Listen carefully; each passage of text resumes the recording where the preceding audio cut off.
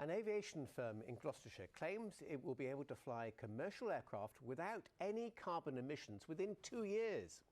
Zero Avia is testing an electric engine at Cotswold Airport which only emits water vapour.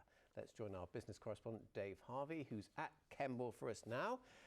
Dave, it looks like a pretty standard aircraft, but it's very different. Is that right? Absolutely right, David. It's not that big, is it? And not that futuristic. That's sort of the reassuring point of all this, really. This is a small twin-engined aircraft. This one used to fly to the Channel Islands, in fact. And that engine there is very much old school, still fueled by kerosene, like every other jet in the sky, like every other propeller-driven aircraft like this. All the action, though, is around this side, because this engine over here has been stripped out and replaced with a new all-electric engine. And the crucial point about this engine is its electricity is made on board using what they call a hydrogen fuel cell. And all you really need to know about that is the only byproduct out the tailpipe is water vapor. Now think how much carbon dioxide is emitted by all the jets all over the world, taking us on our holidays and knitting the world together. And that really is a big change. And so that's why the whole aviation industry is watching this project very closely.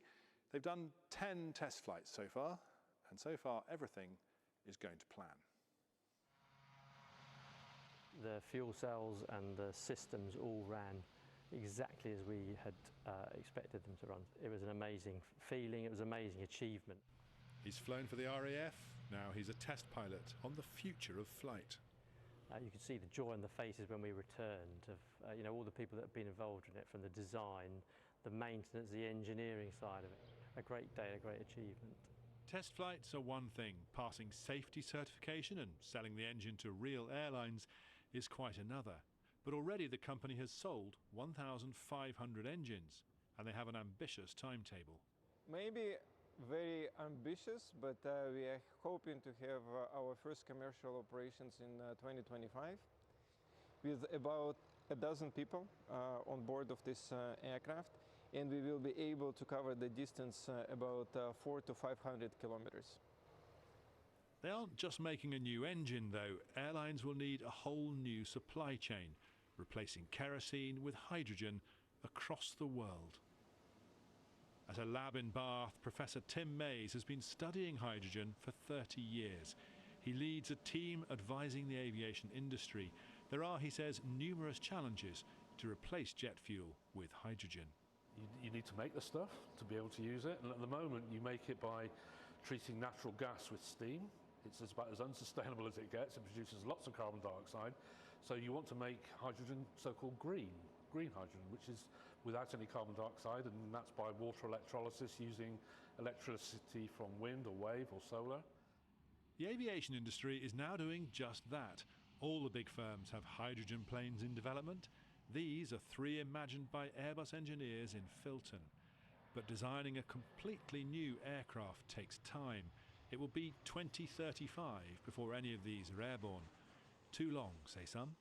Flying is like the last frontier of the whole quest to get to net zero living or green living, whatever you call it.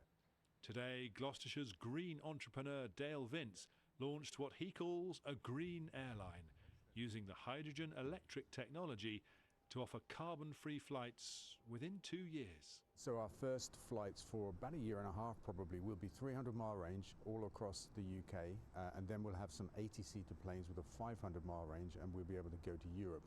That comes back then to the infrastructure question. When we get to Europe, can we fill up again? With the launch of this airline and this concept, we'll be able to tell a different story, because it doesn't work to tell people they can't fly.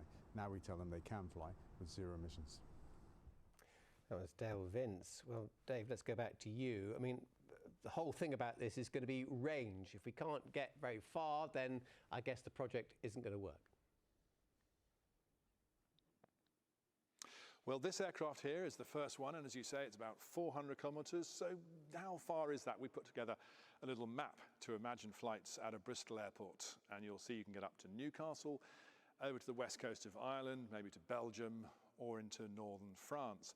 But they soon will have a bigger plane, which can be powered by a bigger engine, and that can do 1,000 nautical miles. To be honest, range isn't so much the issue here as can they get a refuel at the far end? And that means rewiring, refitting, re-engineering the entire aviation industry. It's a huge undertaking. Dave,